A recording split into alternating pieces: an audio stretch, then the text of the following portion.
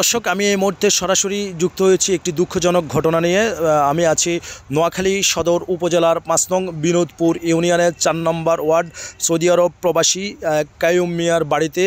গতকাল রাত আনুমানিক ২টার দিকে কিন্তু প্রিয় দর্শক আগুন লেগেছে এবং আগুন লেগে ওনার থাকার যে বসত ঘর রয়েছে সেটা জ্বলে পুড়ে একেবারে ছাই হয়ে গিয়েছে প্রিয় দর্শক।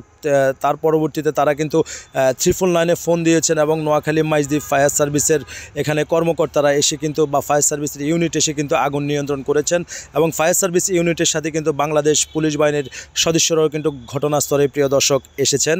আসলে আমরা বারবার জানার চেষ্টা করেছি যে আগুনের সূত্রপাতটা কীভাবে হয়েছে, যে বিদ্যুৎ সার্কিট ব্রেকার থেকে হয়েছে কি বা গ্যাস সিলিন্ডার থেকে হয়েছে, তারা আমাদেরকে এখনও নিশ্চিত করতে পারছেন না। তারা আমাদেরকে এমনটাই জানিয়েছেন যে যেখান থেকে আগুনের সূত্রপাতটা শুরু হয়েছে সেখানে গ্যাসের সিলিন্ডার এবং বিদ্যুতের কোনো সংযোগ নাই। তারা এমনটাই ধারণা দিচ্ছেন যে কেউ না কেউ আগুনটা লাগিয়ে দিয়েছে প্রিয় দর্শক। এই ছিল আমার কাছে